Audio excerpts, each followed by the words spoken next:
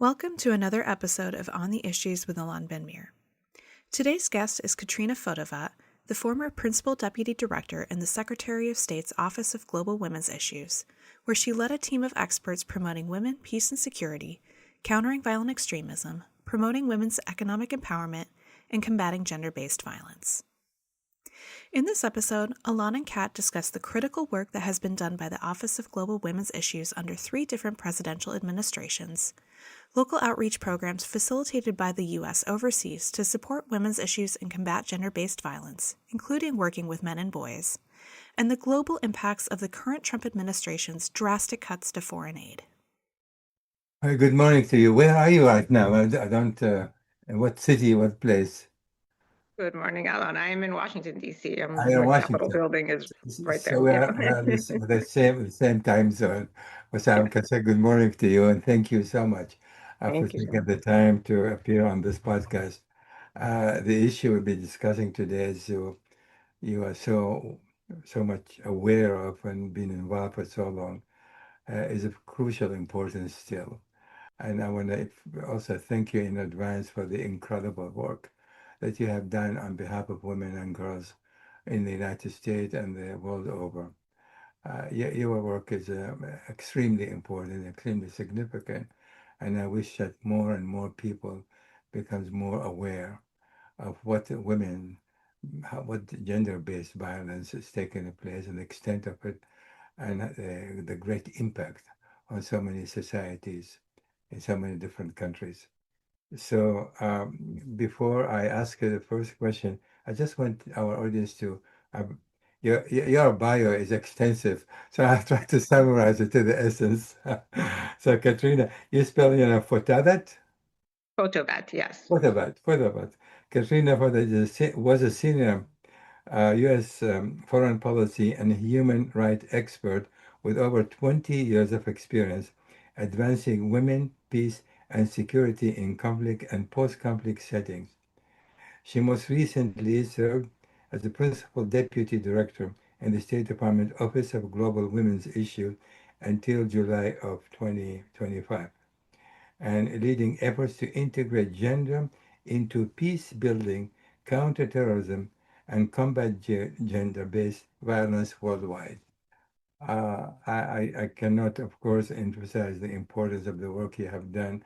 So let me ask you to tell our audience your take, your involvement, and then we can take it from there on this very, very crucial, very important subject. So first, let me also, Alon, thank you so much for your incredible leadership and the example and your research. I've been following you for a while, so it's such an honor to be able to talk to you today and to see the man that has put so many, things to words that really, in terms of the conflicts around the world, really need to be discussed. So thank you so much for both bringing that voice out, but also for bringing people together to have these discussions. I really think it's such an important, essential time right now. And you really have risen to that moment. So thank you for doing that. My pleasure. Thank you. So in terms of the work that I've been able to do over the last few decades, I was actually acting ambassador for almost 10 years with the Office of Global Women's Issues between 3 different administrations. And actually starting first under the Obama administration, and then actually in November of 2016, moving into the first Trump administration. So most of the first Trump administration, I was actually acting ambassador at large for the Office of Global Women's Issues. And then that went into the Biden administration. So basically, I was a career civil servant and the highest appointed person in that role. And so when a political appointee, which only really came in towards the last year of each of the administrations, came in, then I would take the principal deputy role at that point, which actually created a lot of continuity between 3 different administrations and really helped us move, things forward in a really nice continuous way. And our huge focus really was around 3 areas: 1, women, peace, and security; 2, gender-based violence issues; and then 3, women's economic empowerment. And really, we looked at kind of the ecosystem of how women around the world, especially in really high-risk areas and conflict-affected areas, were, having to be able to operate and making sure to, bring their voices out and to, give them agency to be able to advocate for themselves and continue to do the great work that they, had been doing. Obviously our own political changes, really had an effect on what those priorities were and how those were concentrated on. Certainly, believe it or not, the Trump administration was the administration that signed the first ever Women, Peace, and Security Act, which codified and put into law UN Security Council Resolution 1325 into the United States law. So President Trump signed that, actually, and we implemented that through a series of strategies, including through the Biden administration and executive orders that were also put into place. The Trump administration also signed a Women's Economic Security Act. So that was something that we also implemented. Now, many of these things are still in place legally. I will say the one thing that has been very clear is, the actual effectiveness and implementation of these laws has certainly been pulled back. There was a period of time when we, really weren't even able to talk about women, peace, and security at all during my last, few months in this last Trump administration, this current one. We really weren't able to talk about it at a time when the world is at more conflict since World War II. Right. So here we are in a moment of incredible conflict, and when we know that the data and research shows that when women are involved in peace agreements, peace agreements last 15 years or more, that the evidence is just there for the effectiveness of making sure that, we have equal representation in areas of politics, that countries are more prosperous and more effective. And all that evidence and data is there. And I will say, interestingly enough, in the last few years, many of the Gulf states actually started to step up and actually open up doors for women, especially in the economic sector. So we watched Saudi Arabia, UAE, and others where they had previous, challenges and prohibitions of women actually participating in the economic sector. Right. They've now opened much of that up, which has been great to watch, these kind of new transitions taking place. But at the same time, in many ways, our own country here in the United States was actually going the opposite way. So it's, I think one of the great things that has happened has been watching partnerships form around the world of women's networks, and making sure that work, continues in the ways that we can do that across the board. I think you, of all people, recognize the importance of bringing women experts together and bringing experts to talk about and debate about the best ways forward to make that the most effective. So that's something that we tried to do, and is still happening, even though the Trump administration actually has really dismantled most of the human rights efforts in the Department of State.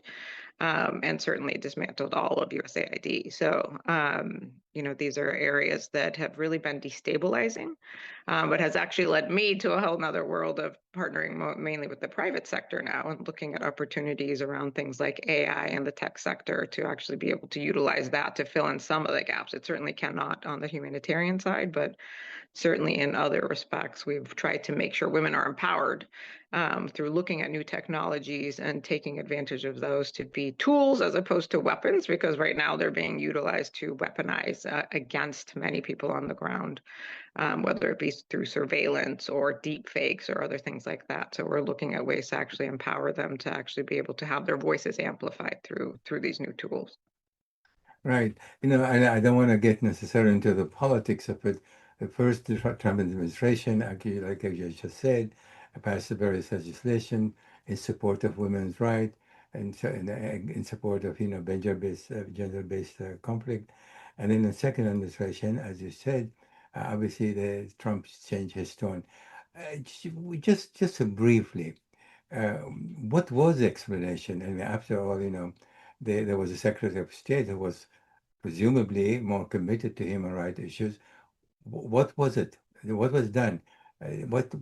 What was the explanation? What were you told when you were told, well, this department is going to be terminated? They basically said that these were not priorities, and did not align with the president's priorities. It was not, they were looking at doing things a different way and having the work integrated into more of the regional bureaus as opposed to having actual expertise in human rights issues, which is a huge mistake, actually, and something that, countries like China have been very happy to step into. Take, Of course, yeah. from a national security perspective, I can tell you that some of our colleagues that worked in areas such as countering violent extremism, had often said that the United States' ability to support human rights and women's rights, really was kind of what was a trust building exercise. And much of diplomacy is really about trust building. And the people of many countries trusted us because of our foreign aid or our advocacy on human rights and women's rights issues. Certainly when you talk about places that in areas of conflict, if we look at places like Gaza, for example, if you're talking about organizations such as Hamas, it was something, I think the percentage was 80% of the women were anti-Hamas at that point, and it was almost the opposite for men, so you're looking at why, would we turn against populations that actually would be supportive of promoting human rights, which are also in not just our national interests, but the global interests as well, Right. to bring about peace. So you want to make sure that you're supporting peaceful advocacy and peaceful organizations and peaceful, activists. So, I think it's always been a great, incredible tool that the United States has been able to promote, that, other countries, I think, are now trying to step into to take on, since we have stepped out of that leadership role. But that's not to the advantage of the United States. So I think that is a huge missed opportunity. I had one very high-level diplomat in from another country who was a minister who said, losing you in particular and your office is like losing, hundreds of other diplomats. Like the amount of trust that you've, engendered throughout the world, over the last few decades is a huge loss, and he kept saying, I don't understand why anybody would do that. Right. So it is a problem. It's a huge problem. It's a huge kind of short-sighted. I think people don't understand the importance of making sure to support the well-being of human beings on the ground, and how much that kind of really creates a trusted environment. In my work, and I condemned very, very strongly what Trump administration has done cutting this particular aid. And I just wanted to quantify for our audience these cuts in aid, which was really the banner of United States foreign policy, the soft power of America was very much part of this. Can you quantify the result of the aid that's being cut by the Trump administration, the impact on women, if you can quantify basically here, especially in Africa and elsewhere, how that manifested itself? Our audience would like to hear this, the horrific thing that has taken place, and what are the implications on women and girls in so many different places. Yeah, I mean, the dollar amounts are in, the hundreds of millions, I think almost $1 billion that have been cut from global foreign assistance around the world. I think in general, it was, I think just for women alone, we had $2.6 billion on gender programming. That is no longer supportive at all. So that, that included things like the humanitarian sector. To the extent it affects the population, there's been, I think, over 1 million people that there's like a counter actually that somebody's tracking. And Nicholas Kristof has done a lot of great work around this from the New York Times, tracking like what the actual effects have been. And it is everything from, looking at, support for medical clinics to, support centers for women, mothers, pregnancy issues, things like that. So, one of the bigger issues was, I don't think anybody would argue with me saying, certainly things could have been done more efficiently and better in any of these contexts. There's always room for improvement. And, I think that if you have done things correctly, you go back in and you figure out what those gaps are, where the areas of improvement are. And certainly, foreign assistance was primed for being able to do such a review. But you do something like that where people's lives are at risk in a very meticulous way, understanding, what the data is, how to do things without getting people killed. And I would say that this has certainly led to what people would say are direct links to many, many deaths, over 1 million deaths. And I think you need to really be careful about that. So the execution of what has happened in terms of cutting this back, it's my understanding from my time there that it was intended to be a money-saving effort, but actually it didn't ultimately save any money. Absolutely not. Yeah, it's actually ended I up agree. costing, I think, Yeah. the taxpayers something like 15 to 20% more, between all and all the goodwill and just, a lot of the alliances that we have had around the world. So that, and I can't even, again, going back to the national security linkage, Right. to me, that's a huge, huge loss because people were more willing to stand again for principles, but not only for principles, but also for advocacy for the United States government as well, which, that much of that has been lost as well. So I think there's a huge missed opportunity there. But I do think that, I always think of things as water. Other things will come in and fill those gaps. Hopefully they're not things that are extremely, extremely harmful, but a lot of times those are, right? There's a gap, somebody will fill it.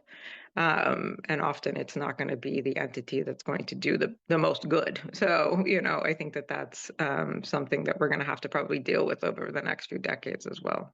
Right. So when you work under the Biden administration in particular, again, some of our listeners would like, what are the specific measures, if you can enumerate some, that were taken in order to deal with gender-based violence in various countries, various places? I mean, specifically, what was the program, how it was implemented, and of course has led, like you said, and I know, to great success in reducing, obviously not eliminating gender-based violence and women's and girls' rights. So can you give us some some of the concrete measures that your department has taken in order to improve the plight of women and girls around the world? Sure, we had some programs. I'll give you one example, and I'm trying to remember what country it was. We had one that was training law enforcement officials actually on new measures of how to do case management of crimes that have happened. And so, one of the issues that this country was having was many of the cases that were coming in. There was a lot of both paperwork inefficiency, paperwork problems, inefficiencies, and claims of corruption, right? So they needed to put in place systems that would actually help law enforcement officials, justice officials be able to track things in a way that was actually beneficial to both their own systems, but as well as to be able to track things so that they could actually, advocate for the victims and survivors as well. What ultimately ended up happening was they utilized this new kind of gender-based violence tracking system, training and professionalizing the law enforcement departments on how to do case management, how to talk to witnesses. And so this served as kind of the example template for all crimes. It wasn't Right. just specific to gender-based violence, but because they started with that, and that was kind of the pilot effort, it really taught the law enforcement officials on how to actually talk to other survivors and victims, how to deal with the general population. It reduced crime or inadvertent abuses by police department around the country, and actually got them, a lot more opportunities to build trust in those communities. So the women were much more trusting of those police officers because they had much more interaction.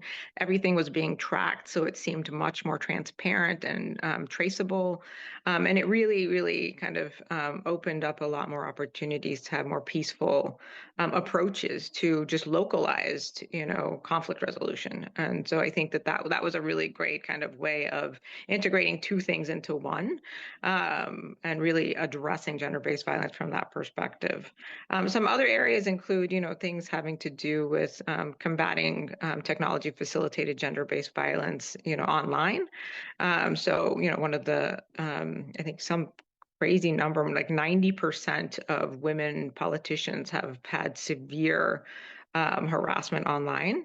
And so looking at ways that we can train them ahead of time so that they are, because the sexual harassment is so endemic around the world. It's everywhere, every country, Right. and kind of creating safety mechanisms to train them how to be able to operate online, because that's a way to keep their voices, the intention behind much of this technology facilitated gender-based violence is really about, making sure that these women cannot speak, do not have voices, that they're scared to operate. And they often go after their families, their children. It's really, really egregious. So teaching them ahead of time, like, here's ways to protect yourself. Here's ways to anonymize. Here's ways to protect your location, not to be doxxed, taking off personal information so that they can't trace where you are or your family members are, things of that nature. And then also, part of it is also working with technology companies to make sure that they are, able to report, and that there's organizations out there that will help support women for things like trauma and, other areas like that. You tell me, you're saying you're training officials in various countries to deal with the gender-based violence. To what extent have you been, or the department here that you in the state that you work during the Biden administration, to what extent have you been directly involved in these communities, or your staff been involved directly, other than training officials to do some of the work that you are mentioning? Yeah, I mean, a lot of our work on gender-based violence is actually very localized. So, it's everything from, including working with men and boys, because, one of the number one ways of working with men and boys in addressing gender-based violence, because, gender-based violence happens to men and boys as well, and often they are also the perpetrators of. So one of the number one ways that we are able to work with men to understand, like, here's the effects of gender-based violence on your community, on your family, is by helping them when they first become fathers. All fathers want their families to be successful, right? So the first place where you can actually get to them, where they are so open to learning and to really being able to advance the prosperity of their own families, is when they first become fathers. So opening up these trainings right away when they, are first becoming, entering into this fatherhood, about training them on, here's how to make a successful family, and here's the detriment of what happens when you're dealing with, when you are perpetrating gender-based violence on your family, on your wives, and what those effects are on your community. So providing them support so they understand, like, how to be able to communicate in a healthy way, and really recognizing, like, your family will be so much, your children will be so much more successful, your family will be so much more successful, because a lot of these are, things that people have grown up with in terms of what those, kind of traumas and conflicts are around families, but really making them understand, like, here's actually how to do better. So a lot of that is kind of done on the ground with families themselves and with those communities. So, we would go in, and I will say at the State Department, we were much more hands-on than I think people realize. Well, I would Mm, actually yeah. go out to, many of the trainings myself, and participate. I remember one that we had done in Jordan, actually, where we had many women from the region actually come together to talk about gender-based violence processes and, work that we could do together, and how they could support each other as well. So creating those kind of networks around the region to be able to support each other. And much of what came up was really about making sure, many of these women get into these areas because something has happened, right? Something has happened to them. So they want to take a trauma that has happened to them and make sure it doesn't happen to someone else. So talking to them about, how do you support each other and creating these communities to be able to support each other, but then look at ways, it's often, there's a lot of shame around gender-based violence. So how do you Yeah. create openings and opportunities for women to be able to talk about this and to be able to deal with this? So creating things like community centers, so a woman could go in and get, let's say, training on entrepreneurship or on computer technology or things like that. But at the same time, it was a one-stop shop. So they could go and talk to a psychologist or to a lawyer or, other people as well. to create these centers that actually were, open, and they would have daycares and things like that that really would help both promote them economically, promote them, psychologically, and really kind of be a safe space to go when there's problems. And that really, I think one of the things people don't really recognize is the actual cost of gender-based violence on a community and a That's right. society and a family. Yeah. It costs countries millions upon millions of dollars. And when you quantify that in just time lost, medical issues that really come down, loss of like length of life, quality of life, the impact on children and their education, it's just really, really detrimental when this is happening in a community. So actually finding ways to resolve it is actually not just the right thing to do from, a human rights perspective, but it's also the right things to do for actually the prosperity and fortunes of everyone in the community as well. You're going to have people that are much happier, less, involved in violence across the board. Right. You mentioned the participation, the need for men and boys to take part in dealing with this issue.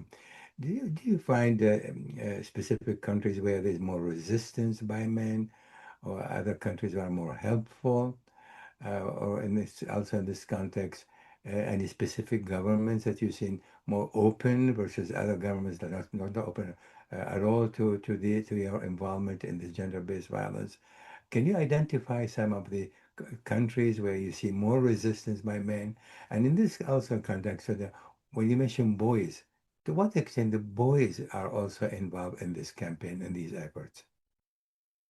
Yeah, I remember we had a great program in Kenya actually, where we were working with boys in particular and teaching them about what, from an age appropriate perspective of what gender-based violence was, and standing up for and not perpetuating violence against girls or other boys for that matter. Because I think one of the issues that we're all really recognizing right now is how important it is to engage boys as well. I mean, I think I was just looking at statistics in Canada, actually.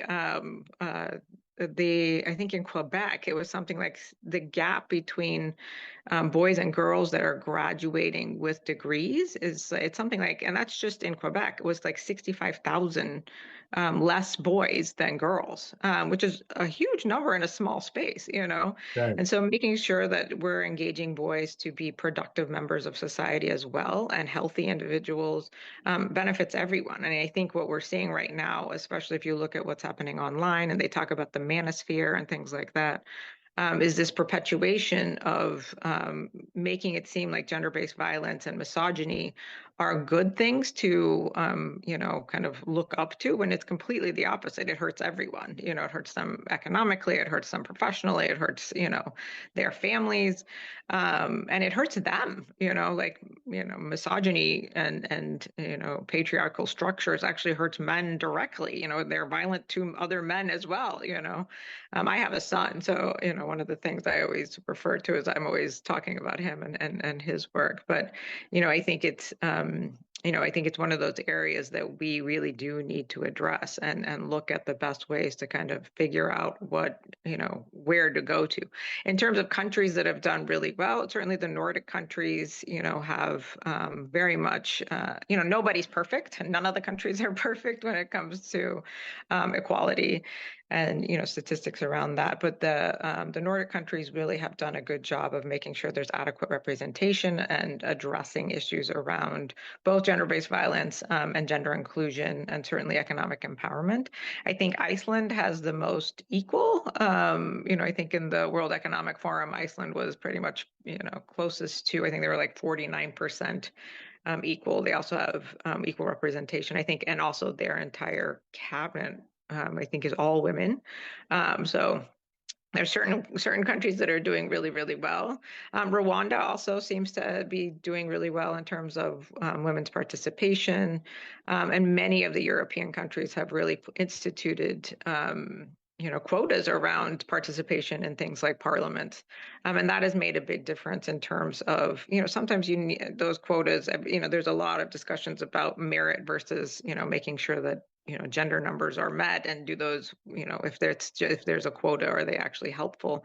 But we've found statistically, and Harvard has reports on this, and other universities have reports, I think Georgetown as well, have shown evidence that, often even if there's a quota in place, what's beneficial is a decade later, you will see that those quotas have led to actual representation of women, not just for quota reasons, but because people become used to having women in those spaces where, they don't even have to really as much invoke the quotas. It often becomes even more than, often they start at like 30%. It's often at 40%, almost 50% for many of the countries that have instituted those quotas. So again, it's about agency. It's about visualizing, having this representation there, and making sure, I think on both sides, it's important to have both men and women in any discussion. We know that companies, after COVID, one of the big areas that we were trying to deal with, and many companies came to us and said, we've lost so many women because there was just a mass exodus of women who had to go and be caretakers during COVID and, things like that. And so they lost a disproportionate amount of women that didn't come back into the workforce. It was like 30, almost 40%. And many of the companies said, how do we bring women back? So we started working with very large companies, whether it be like Boeing or, other Google's, Google had like a Million Mentor Women program, bringing women back because women tend to stay in jobs longer and often, are much more consistent in their, how they're performing in work. And also, again, that diversity of making sure to have both men and women was really beneficial. They saw, their bottom lines of these companies went up when they had more representation from both men and women together. So many of the companies have also recognized that as an important piece of what they do as well. So that's been great to see. And I think that's also been something that many countries have also looked at, whether, again, going back to the Gulf states, I think they recognize their GDPs. The global GDP would increase, I think it was $20 trillion if we had gender equality. But what's been interesting over the last few years is that's actually gone backwards. So I think they've said now it's like 150 years till the possibility of gender equality would actually happen. So we'll see. But when you say backwards, and we know, I understand what happened here in the United States. Why do you think it's a bit sort of went backwards in other places, like the Gulf state or even in Europe itself? What precipitated that, from your perspective? I mean, I am somebody that works a lot on technology, and I do think there is a very large push for financial reasons to keep control over certain entities versus others. I think when we talk everything about for clips, the attention economy that we have now and things like that, that actually it's not necessarily always the best for humanity, right? So we need to find ways to actually make sure that we're looking at opportunities to actually make this technology work for all people, and not necessarily just to create wealth in certain sectors. And I think that that's been a huge, huge problem. I think also, I had I went to an Italian university, and these women were asking me, why do you think there's been such a pushback, kind of backlash on women's rights? And, it's also power doesn't give up power, without a fight. And so whether or not, I think part of the issue is I don't think people understand how detrimental it is to them as well, to not have equality, right? They think of themselves in very independent terms and not necessarily the whole of a community or a whole of even their family, to be honest with you. So people are thinking very selfishly, and some of that is this narcissistic tendency that we're seeing perpetuated by social media. So this whole push in the manosphere of men are being attacked left and right, and part of that is because men are also not being supported to understand like this is where this is coming from. So I think we all need to do a better job of making sure boys recognize these pieces and how to also support them as well. I think that's a huge risk for everyone right now. Right. Yeah. Now, to what extent, you ascribe that to the rise of the right of center, actually extreme to the right, in various movements in Europe and elsewhere? Do you see any connection between the rise of such movement, right, or extreme the right of center, to that's precipitated the neglect that now you're manifesting itself in connection with gender-based violence? Sure. I mean, there is absolute direct linkages, and part of that is again how these power structures work. The power structures really work through creating kind of an us versus them dynamic, and right now it's very much geared towards women, and for some reason the kind of discussion is really being debated around if women are empowered, then men are not empowered, as opposed to we can all be empowered together, Right. and that we are all healthy together. My husband and I have an incredible partnership. So if he's doing well, then I'm doing well, and if I'm doing well, he's doing well. It's Right. not I'm doing well, so he doesn't. And I think making people understand, like, if you have two people actually working together, it's actually beneficial for you both. But the way it's presented now and the storytelling that goes around that narrative has really been about if women are empowered, men will be disempowered, which is completely not true at all. And actually, in terms of Absolutely. evidence and data, that does not actually support itself, and economically is actually untrue. So on every level, once you start to actually look at the statistics and data around that, it's absolutely the opposite. And so trying to find ways, I think the other piece of it is, there is more violence actually being perpetuated because those communications are really not happening. So often, what many men are taught to do, and you see things like this crazy rape academy. And I mean, the amount of information that's come out lately, just in terms of like the gender-based violence happening around the world, has really been astounding. And I think a lot of that is because we're not giving healthy outlets and mentorships and things like that to men to understand. I mean, you think about in the past how you had all these incredible people that people would look up to, and like, these kind of like people with integrity and, things like that. The examples that were set by people around the world as to what we should look at as good leaders. Right now, it's really focused on capitalism and the amount of funding and money that can come out, Right. and that's what's idolized, as opposed to integrity. And the priority has shifted. I'm not saying that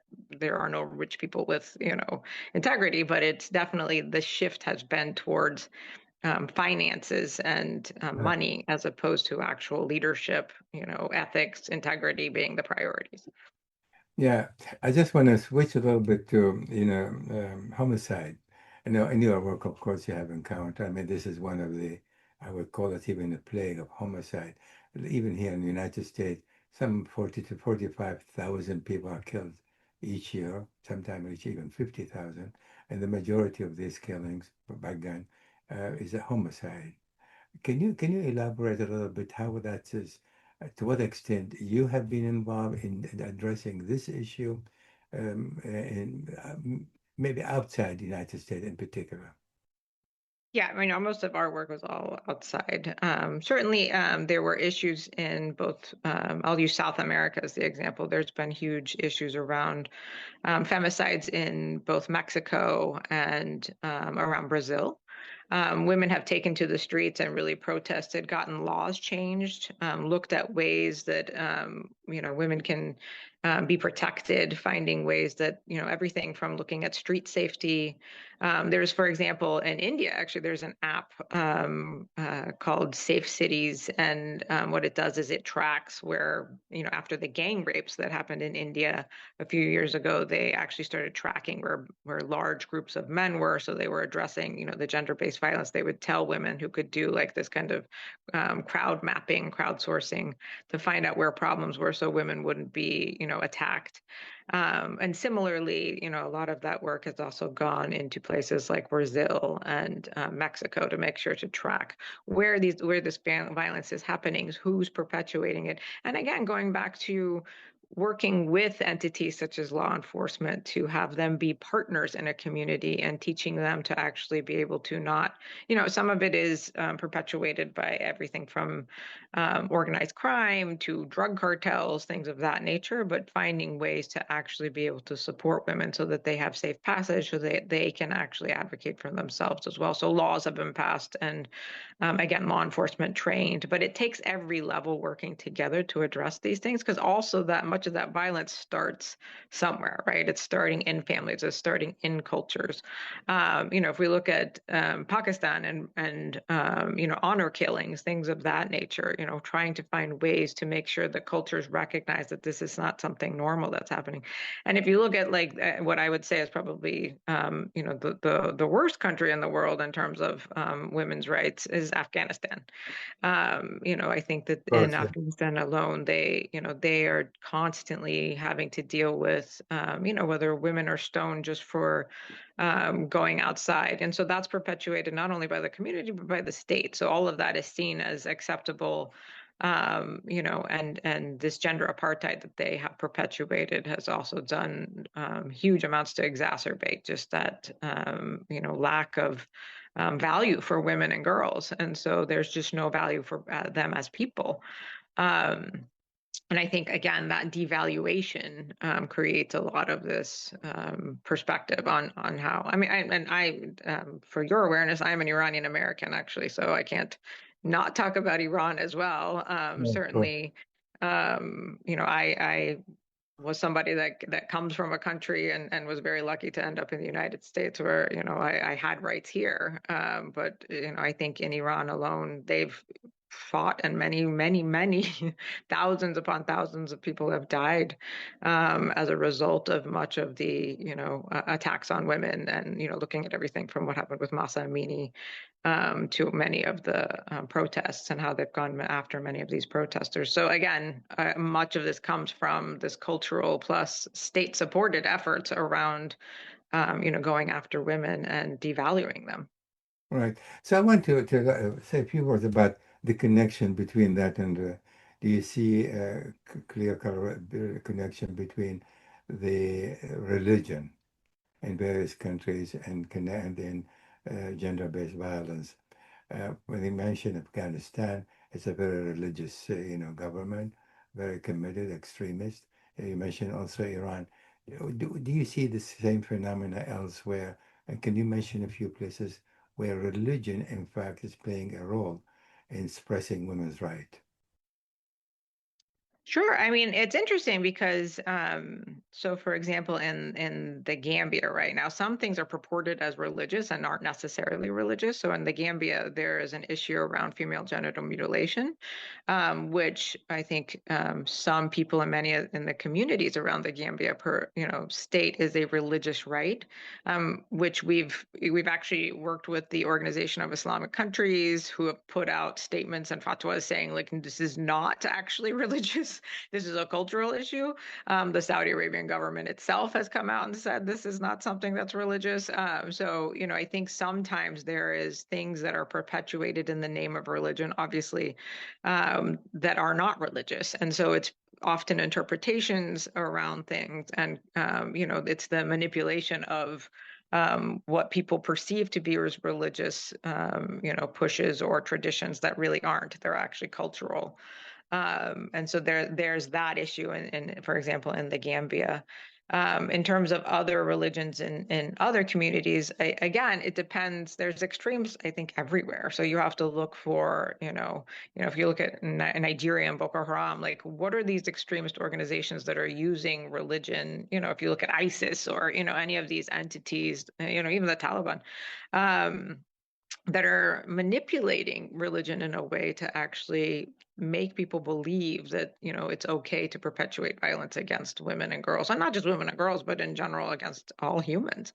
So I think that is, I used to work actually on anti-gang programs, and a lot of that has an overlap with trying to make people pull them in where there's gaps and make them feel like they're part of something bigger, and that something bigger often, violates human rights. But there's something missing in them to make them vulnerable to these, more extremist organizations. So I think, again, the bigger issue is the manipulation of religion for those purposes. Because we also see, great organizations around the world and religions around the world that are, running everything from hospitals to, you name it. So again, I think it depends on the entity, but you can see where violence is being perpetuated in the name of religion. That is not the actual religion. So I think it is the individuals. Yeah, obviously they're using resistance as an excuse, specifically, because using a religion, you don't have to prove anything because it's a Right. sort of belief, and so if God ordained it, that's how it is, and that's the main justification they provide.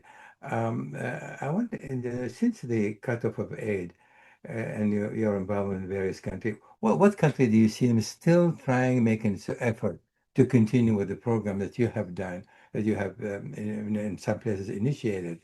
Are they some of these countries that continue to try to make advances in this area once even, albeit the American aid has been cut off? Sure. Yeah. I mean, we had, for example, on women peace, we started these area things called centers of excellence that we partnered with various governments in different regions, centers of excellence on women, peace, and security. So we had one in Colombia because they were probably the most gendered peace agreement ever written in history. So they could actually work with different countries as they were working on peace agreements to actually advocate for the inclusion of gender in the work that they were doing. We work with Kosovo. Kosovo was the first country ever to actually provide support for survivors of conflict-related gender-based violence, and they actually gave them support equivalent to veterans of the war as well. So many of the women who were conflict-related sexual violence survivors really were able to support their communities through that. And then the third country was the Philippines. So we were looking actually at the Philippines as a country that really worked with women's networks on that, what we were just talking about, kind of that religious conflict resolution perspective. So they really brought it from that. And so we had them in all the different regions. All these countries actually continue to work on these centers of excellence and continue to support, work around the world. So for example, in Kosovo, they've been working with women in Ukraine, women and Right. the government as well, teaching them, about how they were able to support conflict-related sexual violence survivors with continued support. As well as Colombia, they've done exchanges around the world.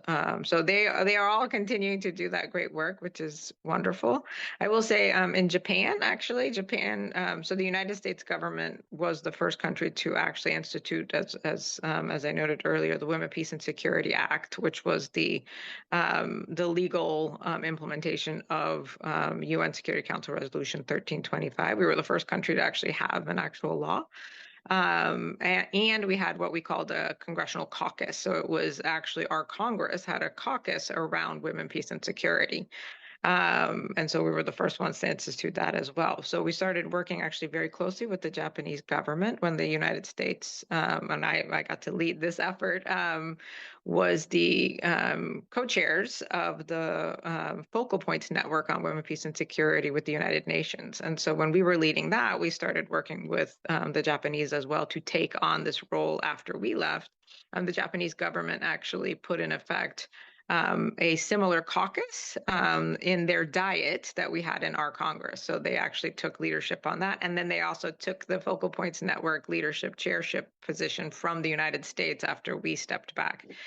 So they were, and it's been fascinating to watch the work that they've done because they've actually really focused in on their priorities and their priority areas, which included, looking at disaster relief and recovery, around environmental changes and things of that nature. So they actually brought that in because often after environmental and climate disasters, there is a moment when a lot of the women step up to feed, house, clothe, do all the things that happen. And at that moment, that leadership is so vital and really keeping that community alive.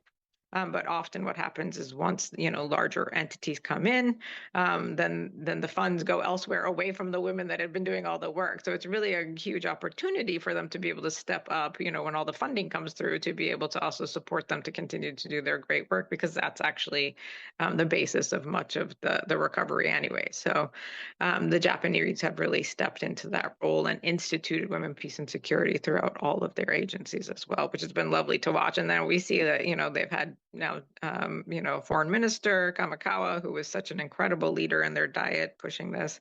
And now they have the new, Prime Minister as well, who's also a woman. So the Japanese have Right. really, Right. kind of taken on pushing these issues because they know it's a big problem in their country as well. I wanted to ask you about this earlier about HIV, which is a plague, so to speak, and the cutoff of AIDS for the United States. Have you?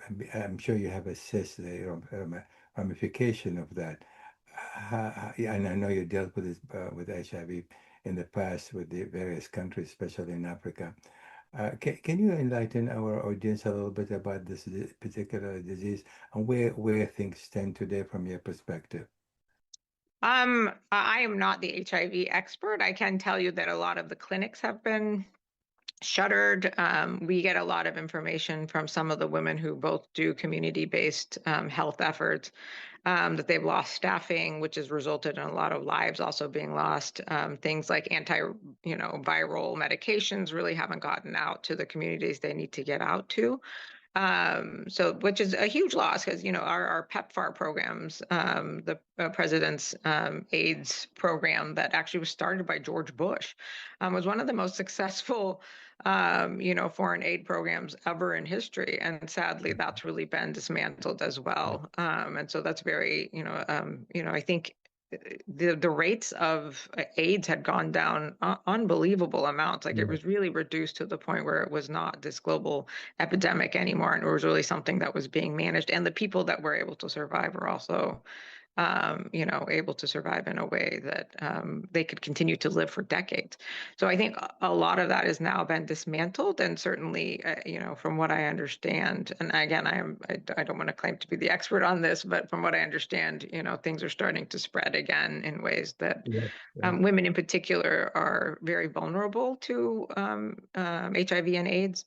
right. So I think that has become again, one of the areas that they're trying to address. In this kind of podcast, when dealing with issues related to human beings, I always ask, and I'd like you to, um, some governments act, diligent in dealing with these issues, other less, but always introduce also to the individuals. If you have a message to individuals, what an individual can do in order to deal with this gender-based violence as a human being, as people, not government, not institutions, to what an ordinary people can contribute to dealing with that. What would be a message to these people in conclusion of this wonderful presentation you have made? I think, I'm going to sing your praises again. I think part of it is talking about things. I think understanding, the data around things, why things actually happening, recognizing one's own, interests in making sure that that women are being included, the benefits of that to both the families and to the communities, and practicing what you preach and living the life that needs to be led. I think that those are just the basic areas. And again, going back to like the support for men and boys, finding ways to do things like mentor and support men and boys who boys in particular who might need that kind of positive male role models, and having these discussions, not necessarily from, such a political space, but what's best for a community and what's best, really looking at that data and bringing that in to make decisions, at both policy and legal levels. I think so much of what we do these days really becomes very emotional and not necessarily logical. And that's really harmful to everyone. And I get it. But at the same time, we do have things like AI that can think, 4,000 times faster than anyone else. And so you can Right. get all this information very quickly to really make informed decisions. These phones are both a curse and a blessing, that you have Yes, more yeah. information than you ever thought you would have. But at the same time, it also can, when done in these vacuums of social media where people aren't actually looking at real data and information, it can be really harmful.